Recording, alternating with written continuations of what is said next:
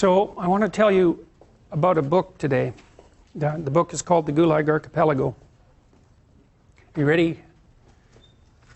The book is called The Gulag Archipelago, and it's by a Russian author, a Soviet author named Alexander Solzhenitsyn, who was in the Gulag Archipelago concentration camp system for a very long time. He had a very hard life.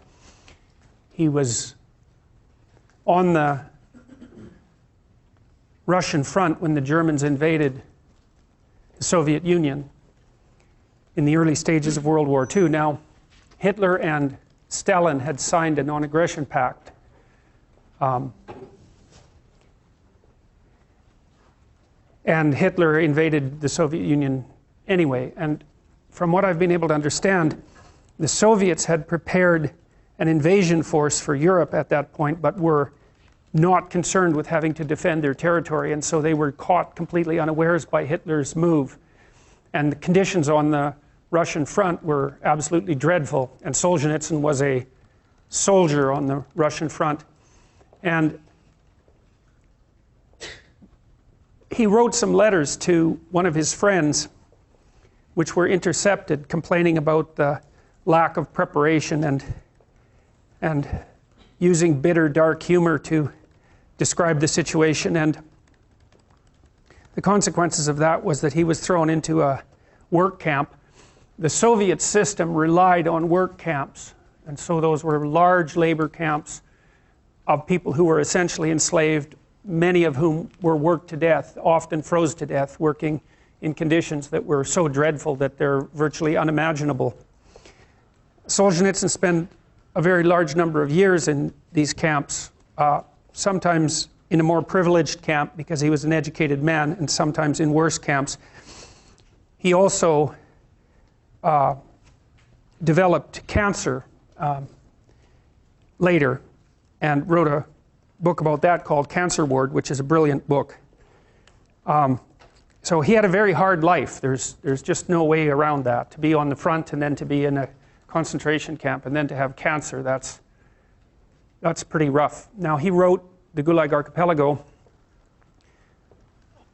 He wrote a book called One Day in the Life of Ivan Denisovich first. That was published in the early 1960s. When there was a brief thaw, Stalin was pretty much out of the picture by the end of the 1950s. There's some indication that he was murdered by Khrushchev, and Khrushchev became premier of the Soviet Union after Stalin.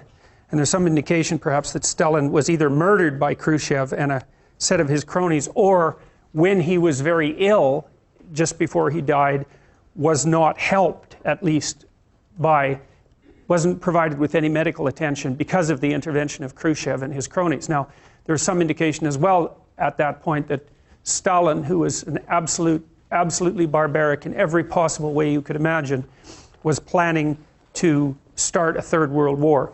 And he was certainly capable of doing such things because he had already imprisoned or killed tens of millions of people. Now, just after Stalin died, there was a bit of a thaw in the Soviet Union with regards to internal repression. In the early 1960s, Solzhenitsyn published a book called One Day in the Life of Ivan Denisovich, which was a story about one day in the life, his life really, inside one of these so-called Gulag Archipelago camps. Now, he called it the Gulag Archipelago because an archipelago is a chain of islands. And so Solzhenitsyn likened the work camp system in the Soviet Union, which was made up of isolated camps distributed across the entire state. He likened that to a series of islands, and hence the metaphor. And One Day in the Life of Ivan Denisovich was one of the first publications released in the Soviet Union that dared make public what had happened inside these camps, at least initially. Now, that thaw didn't last very long, but that book had a tremendous effect. It's a short book. It's worth reading.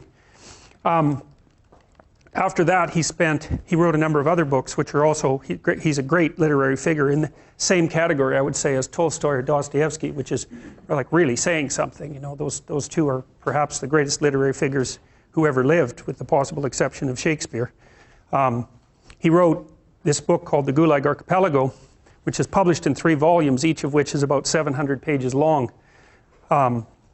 The first one details the origin of the oppressive Soviet system, at least in part under Lenin, and then its full-fledged implementation under Stalin, and the deaths of, well, Solzhenitsyn estimated the deaths in internal repression in the Soviet Union at something approximating 60 million between 1919 and 1959.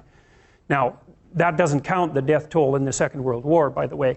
Now, people have disputed those figures, but they're certainly in the tens of millions, and the low-end bounds are probably 20 million, and the high-end bounds are nearer what Solzhenitsyn estimated. He also estimated that the same kind of internal repression in Maoist China cost 100 million lives, and so you can imagine that the genuine historical figures, again, are subject to dispute, but somewhere between 50 and 100 million people. And one of the things that's really surprising to me, and that I think is absolutely reprehensible, is the fact that this is not widespread knowledge among students in the West, any of this, and it's because your education, your historical education, if you started to describe it as appalling, you would barely scratch the surface. These were the most important events of the 20th century, and they're barely covered at all in standard historical curriculum. You know something, I would presume, about World War II and about the terrible situation in Nazi Germany and the death of 6 million gypsies and Jews and homosexuals in the concentration camps in Nazi Germany. But my experience with students has been that none of them know anything about what happened as a consequence of the repression of the radical left in the 20th century. And I believe the reason for that is that the communist system had extensive networks of admirers in the West, especially among intellectuals, and still in fact does, which is also equally reprehensible.